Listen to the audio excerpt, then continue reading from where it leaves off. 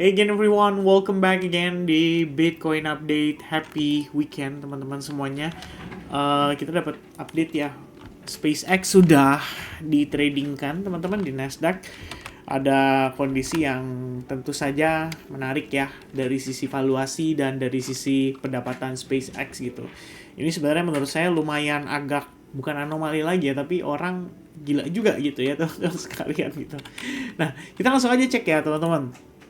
Jadi what happened currently ya, what happened currently SpaceX ya, saya langsung aja tadi search ya di Google karena kan ini juga udah rilis nih ya beritanya teman-teman. Ada Elon Musk juga katanya tadi di Wall Street bunyiin lonceng ya. Ini kalau kita lihat, uh, guys, you know what, the demand is very very crazy ya, demandnya very crazy, duit udah pasti liquidity ketarik ke sana gitu. Luckily Bitcoin masih bisa naik, menurut saya udah bagus gitu kan. Tapi ini kan sebenarnya kita juga tahu ya ada dorongan dari news ya soal Trump yang semalam nggak jadi nyerang Iran ya. Padahal udah diwanti-wanti kita bakal ngasih serangan yang luar biasa, tapi tiba-tiba nggak jadi guys ya. Langsung kasih reaksi market sangat positif lah ya. Sedangkan tadi subuh tuh langsung dapat respons yang positif gitu. So dari sini mungkin geopolitik dulu ya, kita bahas sedikit doang ini sih. Fake news katanya udah mulai bermunculan ya kan. Udah mulai banyak klaim soal bagaimana rencana atau agreement dari US dan Iran gitu. Katanya di Islamabad ya dan bla bla bla gitu.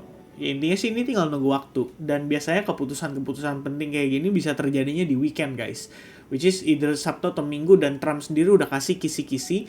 Per kemarin dia juga udah ngomong katanya likely weekend gitu kan, tapi apakah weekend ini atau mungkin nanti ditunda lagi, ya itu selalu jadi berita yang sangat-sangat simpang siur. Cuman sejauh ini kalau kita boleh sedikit berspekulasi dan berteoritis ya teman-teman, ya bisa aja sih, jangan-jangan gara-gara mau Piala Dunia ya kan, terus juga udah mau ada pertemuan negara-negara besar ya, saya lupa kemarin G20 ya kalau nggak salah teman-teman, apa ya kayaknya G20 deh. Jadinya udah harus damai segera gitu ya, supaya segera beres gitu, nggak awkward ya teman-teman sekalian gitu, at least ada yang bisa diumumin. Dan untuk masalah Piala Dunia kan US tuan rumah, lucu juga kan kalau misalkan nanti diboykot gara-gara masalah perang ini gitu.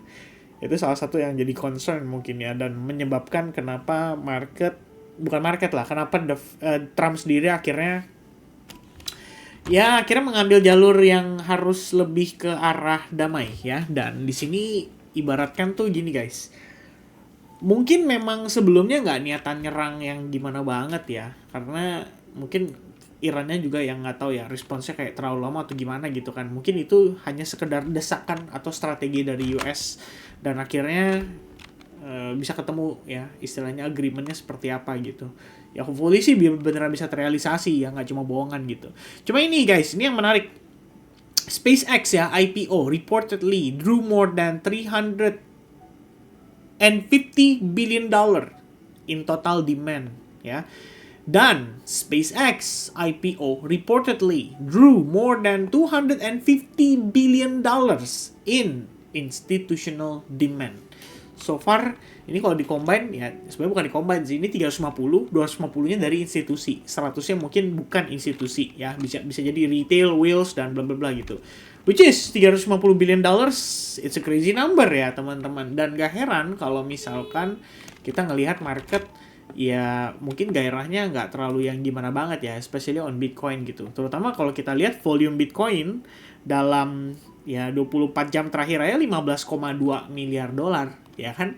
Ini 350 miliar dolar guys, itu berarti lebih kurang hampir 30 kali lipat dari volume transaksi pada Bitcoin yang terjadi selama 24 jam terakhir, dimana ini hanya dicapai dalam waktu yang relatif sangat singkat ya kalau saya bilang sih ya, duitnya ke situ teman-teman ya. Nah cuman di sini yang menarik ya, jadi valuasinya gede banget guys, di angka 1,7 triliun dolar.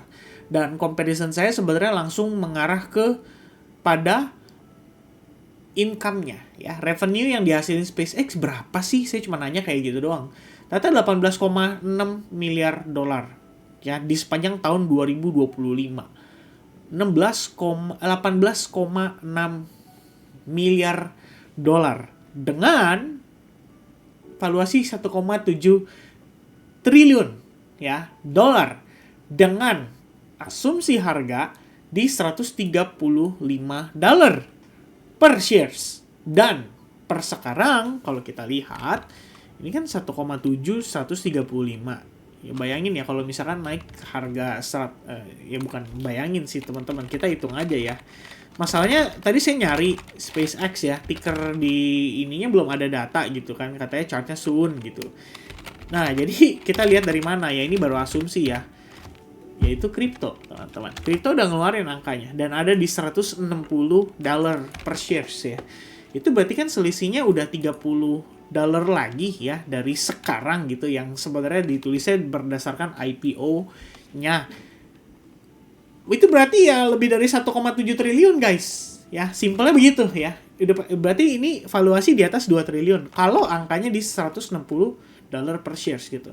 Jadi gila nggak? Gila ya. Kenapa gila teman-teman? Karena income-nya aja segini, earning-nya gitu ya. Generated revenue-nya segitu gitu. Itu untuk sepanjang tahun 2025. 2026 berdasarkan S1 prospectus filing-nya.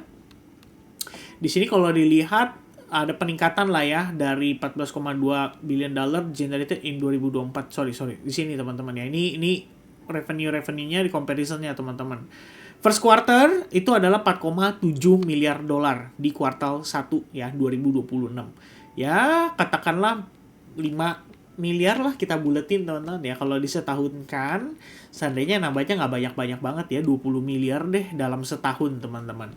20 miliar valuasi 1,7 bahkan 2 triliun. Kalau misalkan angkanya 160 dolar per shares. So that's crazy? Yes, definitely teman-teman ya. Cuma saya nggak mau spekulasi di sini juga sih. Menurut saya ini terlalu crazy ya teman-teman sekalian ya. Trading di SpaceX USDT.P ya. Itu judi sebenarnya menurut saya teman-teman ya. Cuman ya itu ya, mungkin ada yang memang ece di situ ya. Hokinya mungkin ada teman-teman. Who knows ya. Cuma kalau saya sih sorry bro ya. Tapi gini, in the end yang saya pengen highlight adalah kita bicara soal liquidity. Dan gak heran jadinya kalau kita ngelihat Bitcoin ya sideways gitu ya. Minimal Nasdaq sama S&P ya, at least membaik teman-teman. Setelah closing kemarin disertai dengan news dari masalah US-Iran.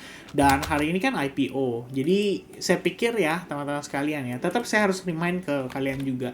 IPO megatech company dengan valuasi sebesar ini gitu. Saya pikir gak akan... bukannya nggak akan, tapi saya rasa sangat mungkin sekali yang namanya profit taking itu bisa dilakukan gitu oleh si pelaku pasar ya, terutama buat mereka yang IPO si SpaceX ini gitu, which is it's gonna be ya warning yang kita harus ingatkan kepada diri kita untuk you know what, just be careful ya, jangan terlalu agresif lah untuk saat ini. Plus ini baru SpaceX, kita belum bicara soal si OpenAI dan Anthropic. Ya, ini keduanya sama-sama akan nyedot liquidity juga pada saat mereka menjelang IPO. Bayangin, SpaceX ya. SpaceX tadi 350 miliar dolar. Gimana Anthropic? Gimana OpenAI? I think it's ya likely bisa lebih gede lagi bahkan ya, teman-teman. Ya, but who knows ya, apakah ini bubble-nya gitu kan. Dalam konteks sebenarnya bukan bubble sih, tapi overvalue-nya gitu ya. Ya, kira-kira gitu. Oke. So, what about Bitcoin, teman-teman? Sebenarnya Bitcoin, kita lihat lagi dari perspektif time frame daily ya. Jadi, kalau kita lihat, ini masih sejalan ya dengan yang kita bahas terakhir di live streaming. Bahwa kita ngelihat ada selling climax, ada automation rally, ada secondary test gitu. Dan harga bener-bener nahan gitu di sini. Kalau misalkan acuannya Wyckoff theory ya, ini sebenarnya masih sejalan gitu ya. Dan biasanya kalau misalkan Wyckoff accumulation, after adanya secondary test, itu sebenarnya harga bisa cenderung sedikit lebih tinggi ya daripada si automation rally-nya. Tapi tidak serta-merta menjadikan ini bottom of everything ya. Bottom of everything itu maksudnya adalah bottom si bear market cycle 2026 ya. Karena kalau misalnya kita pakainya skematiknya si Wyckoff ya, Anda bisa lihat what happen next probably adalah a fake out di bawah si selling climax-nya gitu. Jadi saya udah bahas kemarin waktu lagi live ya kan, kalau misalkan ini naik katakan ABC gitu ya. Ya Bitcoin-nya mungkin gitu, A, B, C dia naik, atau A, B, C, D, E juga bisa ya, dia naik sedikit lebih tinggi. Testingnya mungkin kisaran level either itu 65.5 or maybe a little bit higher gitu ya. Bisa jadi di kisaran 68 sampai 70k gitu kan, more or less, before dia baru drop lagi gitu. Dan kenapa dropnya kita patok di angka 53,5? Karena masih sama teman-teman, berdasarkan outlook yang saya jelasin ke kalian, berbicara soal bagaimana Bitcoin itu setiap kali memasuki bear market setiap kali bear market di cycle sebelumnya itu selalu visit ke realized price ya. Di sini 2000 bahkan 2011 itu di bawah realized price, di 2014 kita ke 321 ya, dan lowest itu di 233 ketika realized price-nya di 309 atau 310. 2022 realized price-nya ada di 4.600 dan Bitcoin visit ke 3.200. Di 2018 di 2022 teman-teman, terendahnya itu ada di 16.000 untuk Bitcoin, 15 ribuan, dan realized price-nya di 20.200. Kalau sekarang kita lihat realized price-nya itu di 53.000 teman-teman, dan Bitcoin sekarang harganya di 64.000. So, apakah dia akan visit ke 53 kalau misalkan acuannya adalah realized price yang tadi saya sudah jelaskan? Iya, kemungkinan besar sih iya ya, karena kita udah lihat dari data lampau, itu kan yang jadi patokan kita teman-teman ya. Sehingga ada technical analysis itu berdasarkan pergerakan historical. Simpelnya kayak begitu. So, with that in mind teman-teman, ya kita tetap harus aware bahwa naiknya ini mungkin sifatnya adalah short term bounce untuk dia retracement atau untuk dia mengkoreksi tekanan jual yang terjadi pada kisaran 31 Mei sampai kisaran 5 Juni gitu ya. Dan memang Bitcoin memiliki karakteristik kayak gitu. Jadi kalau kita udah drop sekitar 30%, ya 20-30% ini sebenarnya kalau dari atas ya mungkin 30% ada kali. Hampir ya, 28% teman-teman. Itu biasanya diiringi dengan relief bounce 15 ya, 10, 15 sampai 20%. Ya, contohnya mana Vin? Ini contohnya ya. Kalau kita lihat dari atas ke bawah, koreksinya lebih kurang 38%. Relief bounce-nya otomatis lebih tinggi ya, 38% juga. Kalau kita lihat di sini turun pullback ya teman-teman, terus kita lihat dia drop berapa persen? 24%. Relief bounce-nya 20% ya. Di sini 10-10 dia drop by 20%. Relief bounce-nya dari sini ke sini 14% gitu kan teman-teman. Dan begitu pun jangankan di situ ya, tapi kita bicara pada saat dump Februari 2025 aja, ketika dia turun lebih kurang 21%, bounce-nya itu juga kenceng guys, 21% gitu. Jadi kalau misalnya kita ngambil, katakanlah dari paling atas banget, dia drop lebih kurang 28%, it's gonna be make sense kalau minimal 15% aja tuh bisa gitu ya. Tapi kita nggak usah ngomong 15 deh, 15 terlalu optimis. Kita kecilin angkanya, 10%. Dari sini ke sini ya, berarti 65.500 itu adalah angka bare minimum yang wajar berdasarkan historical data dan berdasarkan karakteristik daripada Bitcoin sendiri gitu. I mean if you take a look ya, even di katakanlah waktu dump yang ini dump menurut saya paling parah ya sepanjang saya trading kan ya. Ya mungkin kalau misalnya kita mau argumennya adalah COVID, tapi itu nggak terlalu gitu. Kenapa? Karena COVID itu semuanya merata ya. Dan itu adalah sebuah event yang tidak bisa diantisipasi gitu. Ya China ban crypto juga sama sih, tidak bisa diantisipasi. Tapi ini sifatnya lebih signifikan dan lebih parah. Kenapa? Karena hanya terjadi di Bitcoin only, tok gitu ya. Dan dia drop berapa? 52%. How much dia bounce teman-teman? 47% dari bawah. Ya, jadi rata-rata kalau dia turun misalkan 30%, kita bisa expect dia bounce 20%. Kalau dia drop by 20%, kita bisa expect dia bounce by let's say 10 sampai 15% gitu. So sekarang kalau misalnya kita ngedapetin dia bounce by 10%, ini sejalan dengan si Wyckoff-nya juga. Dan kalau kita lihat lagi berdasarkan struktur internalnya untuk saat ini, memang kita ngelihat ada kemungkinan ya kita sedang ongoing mencoba breakout dari si yang namanya symmetrical triangle pattern. Tapi ini terlalu early guys. Karena saya bikin video ini kan belum closing time frame 4 jam.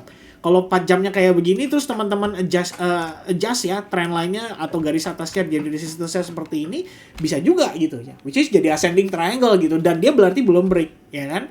Bisa aja market malam ini Nasdaq after IPO-nya si SpaceX, after listing dia koreksi gitu. Misalnya Nasdaq koreksi, ya Bitcoin juga kemungkinan ikut ketarik gitu. Akhirnya apa yang terjadi teman-teman?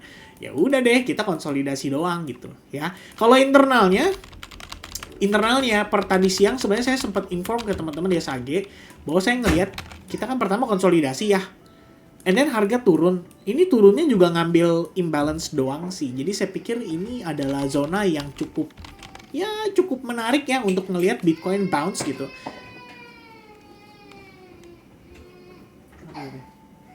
Oh, my boy ya crying udah manggil saya teman-teman ya. Ya ini bounce naik, retest, and then bounce again ya. One big candle teman-teman. Tapi itu barengan sama Nasdaq. Jadi kita nggak tahu nih ya. Kondisi ini nih bener-bener 11-12 ya. Makanya saya khawatirnya apa? Kalau misalkan penggeraknya atau faktor penggeraknya adalah listingannya si SpaceX itu, itulah kenapa saya bilang teman-teman di awal saya bahasnya SpaceX ya. Yang saya khawatirkan itu sebenarnya sih. Kalau gara-gara ini nanti koreksinya ke-trigger, ya susah juga ya. Kita nggak bisa ngomong teman-teman. Berarti ya korelasinya masih strong, masih heavy ya Bitcoin terhadap si risk on asset seperti Nasdaq dan juga S&P 500, which is ya dua itu tetap harus dipantau ya gimana pun ceritanya teman-teman. Alright, but for now guys, if we can see Bitcoin breaking out bener-bener solid ya, apalagi dengan volume, dan I don't know ya guys, kalau kita lihat dari perspektifnya Nasdaq dan S&P yang masih bisa naik lagi, ya mudah-mudahan Bitcoinnya juga nyusul. Dan karena kita ngelihat juga kalau patokannya misalkan bukan berdasarkan trendline ya, tapi kalau misalnya kita patokannya berdasarkan microstructure-nya gitu, teman-teman bisa lihat microstructure so far so good gitu ya, dia going higher gitu guys. Take a look di sini ya, high, low, sweep, okay, and then dia reversal, pullback, retest, order block, naik ya, create higher high, pullback, sweep, habis itu dia create higher high lagi, which is higher low-nya udah valid. Terus dia pullback di sini ya, sempat ke reject sekali, turun, tapi kemudian dia ada higher high lagi. Ya, so technically kalau dia pullback selama dia nggak break di sini, sebenarnya masih bisa begini lagi dia naik ya. Dan itu artinya masih sejalan dengan, ya bukan asumsi ya, tapi perspektif yang kita lihat berdasarkan apa yang terjadi pada time frame daily dan berdasarkan teorinya si Wyckoff juga yang tadi sudah kita bedah ya, kira-kira seperti itu. Dan itu akan menjadi update untuk hari ini teman-teman. So pay attention on Bitcoin terutama di level 62.800. Selama itu nggak ditembus, apalagi dalam keadaan ya, maksudnya kalau fake out doang juga masih bisa ya teman-teman. Tapi kalau dia tembus impulsif, candlenya kenceng gede ya, sampai menembus layar saya gitu kan, sampai di bawah 60.000, ya itu udah lain cerita ya. Mungkin Nasdaq-nya juga udah dibanting gitu kalau misalnya itu yang terjadi ya. So for now, ya sementara gitu ya, kita base case-nya adalah Bitcoin ada potensi relief bounce. That's it teman-teman ya. Selama 62.800 nggak jeblok. Itu aja dulu yang di highlight. Oke? Guys, sekaligus saya pengen inform. Thank you very much guys buat kalian yang udah support YouTube channel ini selama ya saya masih aktif memberikan share idea dan lain sebagainya. Kemarin kita udah live di AADC. Mungkin live-nya juga nggak terlalu mantep ya, nggak terlalu updol. Tapi nanti kita akan bikin lagi live berikutnya. So don't forget guys to follow our Telegram group ya, di bagian deskripsi, it's free. Kalian tinggal cek aja ke situ. Dan kemarin ada yang inform ke saya, kok cek dong ya chartnya Lighter gitu. Kayaknya nanti akan saya bagikan lewat grup Telegram. Oke, so saya akan share idea saya di grup Telegram. Make sure kalian kalau misalnya lagi, ya kebetulan kalau lagi pantau Lighter juga, nanti bisa lihat perspektifnya seperti apa gitu. Oke, so thank you very much guys for watching. God bless to everyone and see you guys again in the next video on live streaming. God bless guys. Happy weekend. Cheers. Bye-bye.